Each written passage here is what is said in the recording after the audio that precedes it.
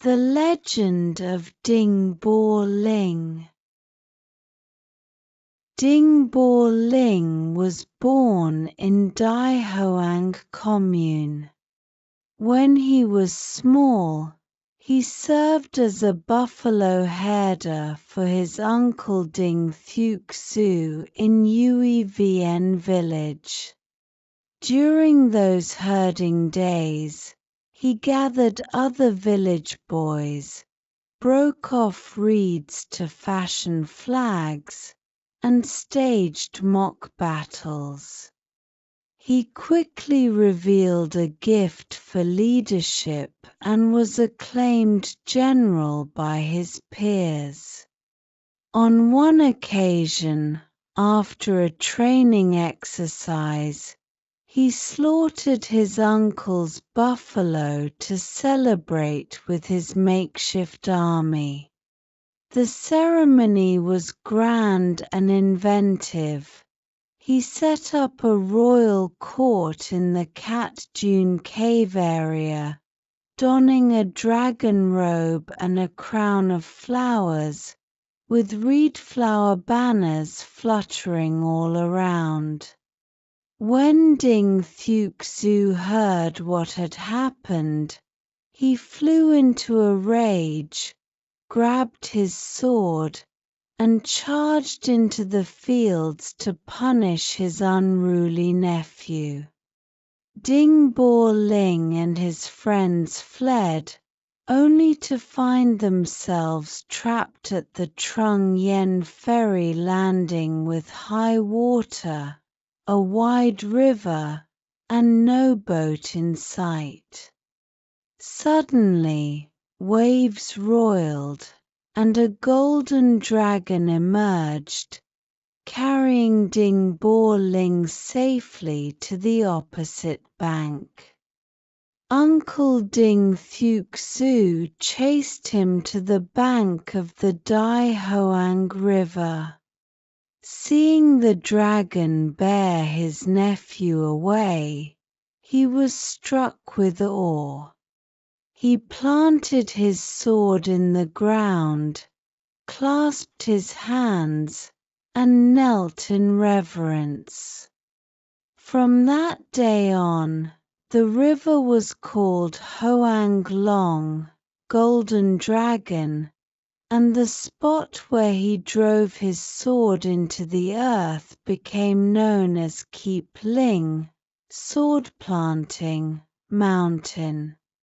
In 944, when Dinh Bo Linh turned 20, King Norguin died. A year later, Duong Tam Ko usurped the throne and styled himself King Bin.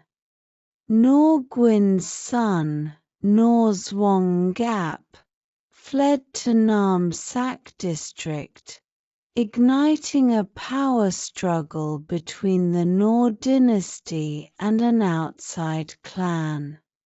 Duong Tam Ko was ultimately defeated, and Nor Zwong Gap and his brother Nor Zwong Van regained control. But with two princes sharing authority, the court fell into deeper chaos, and regional warlords carved out their own fiefdoms.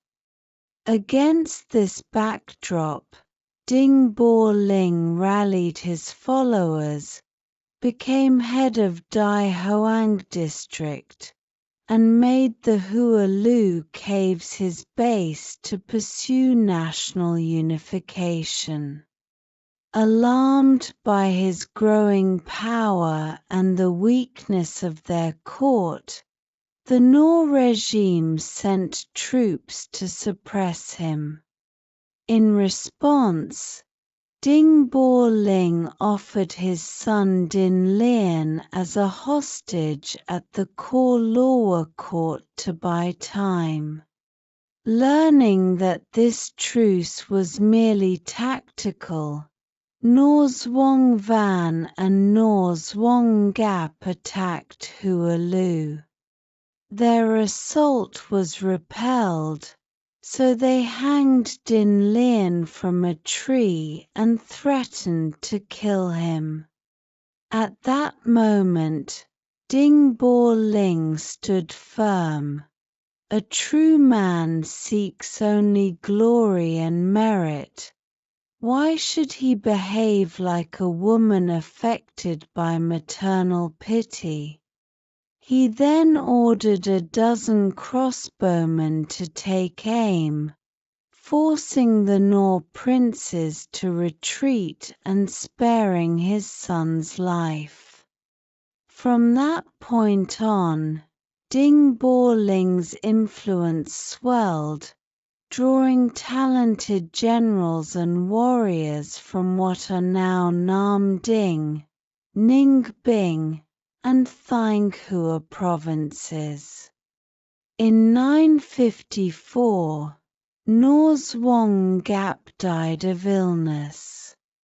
Over a decade later, Norzwong Van perished in battle against rival forces. With no central authority left, the land fragmented further under the rule of 12 warlords, even as the northern court eyed reasserting its dominance. Faced with this turmoil, Dinh Bo Linh spent 2 years persuading, allying with, pacifying, and when necessary, militarily subduing the warlords. In the end, he brought all 12 warlords to heel, ended the era of regional division, and unified the country. He was honored as Van Thang Minh Hoang Der, the Emperor of Victories. In 968, Dinh Bo Linh ascended the throne as Ding Tien Hoang, the first emperor of the Ding dynasty, named the country Dai Co Viet, the Great Viet, and established the capital at Hua Lu district.